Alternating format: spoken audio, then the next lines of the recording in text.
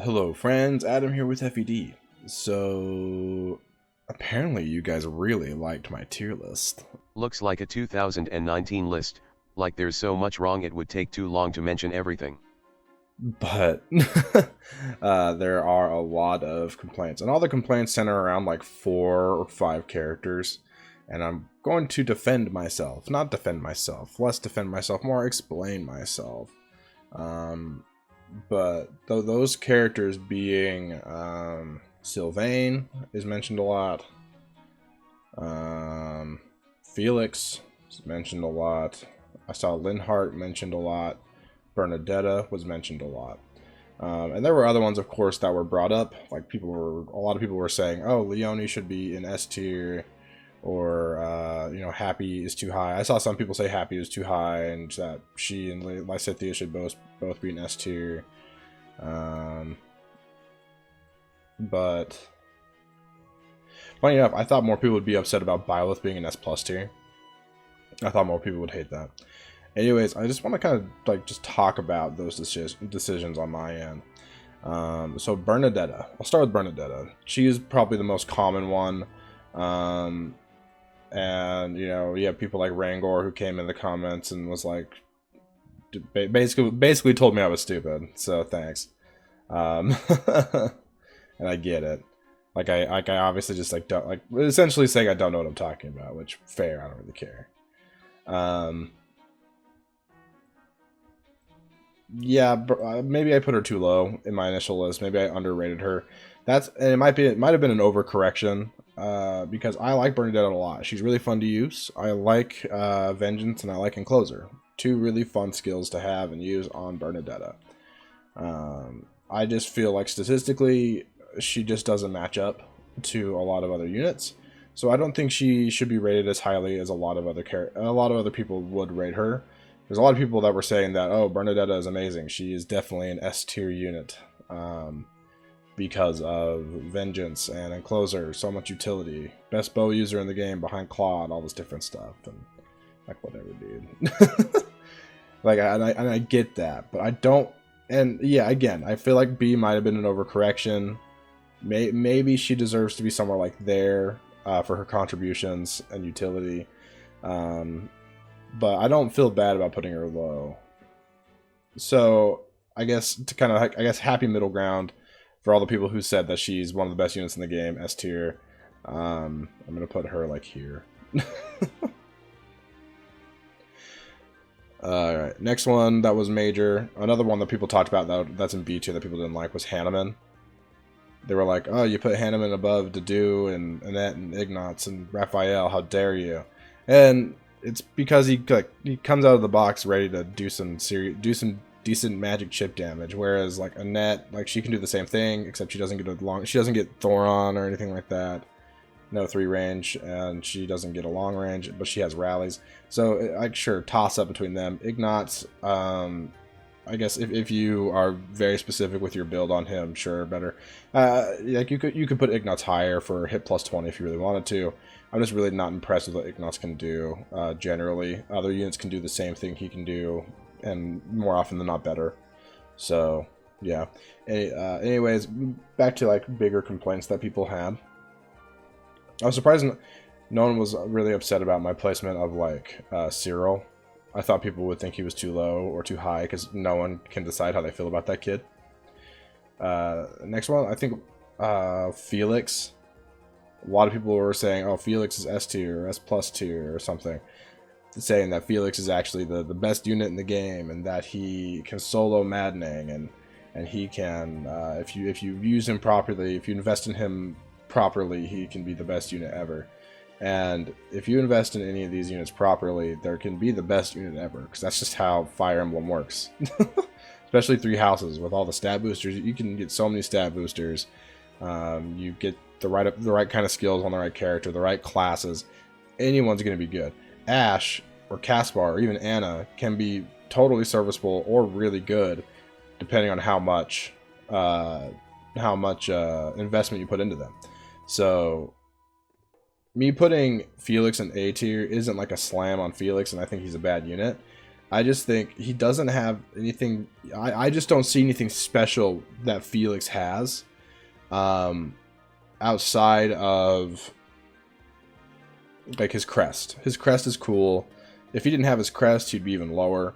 But his crest just allowing him to do it activates suit like way often. You know, especially with gauntlets or something, can be really great.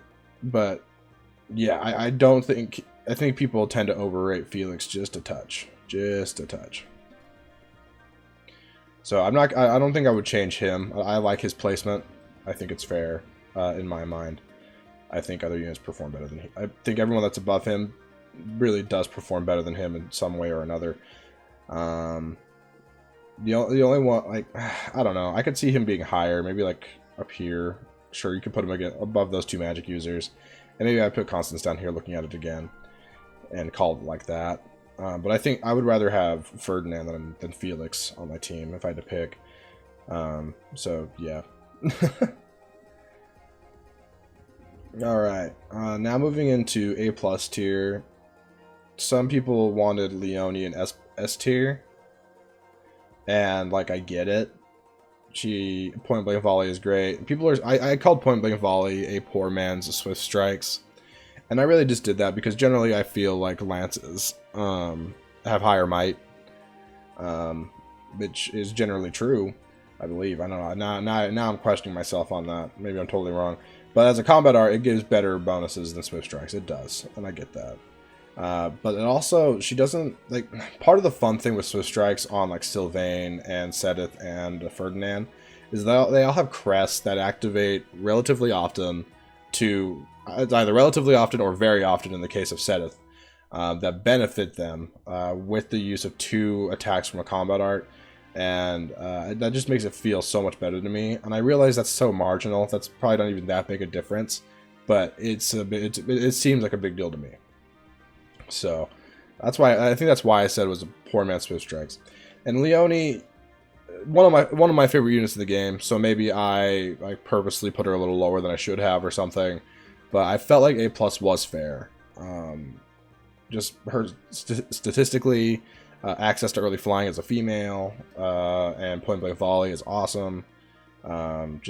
She just seems like a really great unit. Her personal is awesome. It's Sylvain's, except, you know, when she's next to a male instead of a female, which is awesome. Just like easy ways to buff her. I just really like her. I think it's a great unit, personally. And having a boon and bows is fun too. I don't know, that doesn't matter a whole lot, but it's a thing. Boon and bows and lances. And then again, early flying is fun. And recruiting her is not that hard. Recruiting her is actually really easy, considering Byleth. If you're playing female Byleth, which there's almost no reason not to play female Byleth unless you really want to go for Hero or Dark Bishop or I can't say that one without laughing.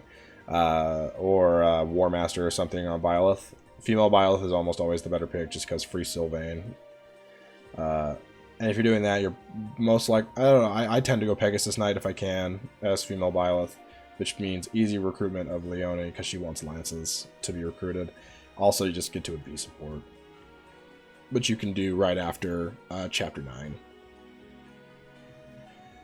9. So yeah, I'm not going to move her because I'm happy with her placement. Whycynthia. Quite a few people were upset that I put her in A+ tier. Again, availability was taken into account, and ease of recruitment was taken into account. Whycynthia, I used to think, and I still think she's really, really good, and there's not very many units, or any units really, that can keep up with her in terms of her magic stat, damage she can deal, and her warp range. Like, there really aren't units that can keep up with her in that aspect in my mind. Aside from maybe, like, Hubert, and that's, like, really the only person that I can really think can keep up damage-wise. But he doesn't have warp. Which I think is just... And maybe I put too much value into warp. That's something that I think is really important and makes the game so much easier if you have it. There's so many kill boss chapters that you can just... And I'm not even talking about, like, LTC in the game or whatever. You can just, like, finish maps whenever you want Like, you don't have to beat it in one turn, but if you get to a point where it's like, oh, you want to get some experience or get some treasure chests or whatever that are laying around, you get to a point where, okay, this is getting out of hand, you just warp someone and kill the boss. And Whycynthia's warp range, you know, by the end of the game will regularly reach, you know, 8, 9, maybe even 10. She's really good, is all I'm saying. Really good. I really like it. So, yeah. So again, I think she's really good. A lot of people want her a lot higher. But my reasoning for having her lower is probably some personal overcorrection. And also, I don't think... if she had some sort of healing spell that was worth using, and by worth using, I just mean something that was actually, you know, good, I'd be down. Even if she just had recover, I would be more interested in her as a unit overall. But lacking recover, it just hurts her so much. Or lacking physic, or fortify. I'll take fortify even. Or even ward. I don't know, just something. She needs, or silence. I would take silence on her. She just needs something. She needs just a touch more utility in my mind. But yeah, her damage output is up there with the best in the game. So yeah, I don't know. That's the only reason I put her down lower. Now, the lords. I think this was. I don't know. Of course, there's some people that are like, oh, this character, Edelgard's the best, or oh, Claude's the best, oh, Dimitri's the best, oh. But this order, whatever order I had before, I just switched them all around. But Dimitri is insane. Wrath and Vengeance plus Retribution wins the game, which he has very easy access to.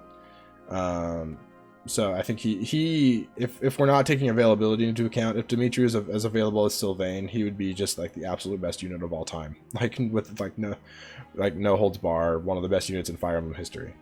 And even with even not taking availability into account, he just is. He's insane. But I don't know, for the purposes of this tier list, I laid it out at the beginning. Availability was going to be a part of it, and we're not picking a route. I realize that's part of the problem here. I should have picked a route, I guess. I didn't want to. I just wanted to rate everybody. But I guess I should have picked a route and stuck to that so that people would understand what I was going for. And like ease of recruitment and all that different stuff would have been factored in more heavily. But I guess it's too late. And finally, we have our S+ tier, a thing that people thought was just so egregiously wrong. Sylvain. Like I said, I took availability into account. Availability and ease of recruitment were definitely a major factor for me in this particular tier list, just because that's what I decided to do.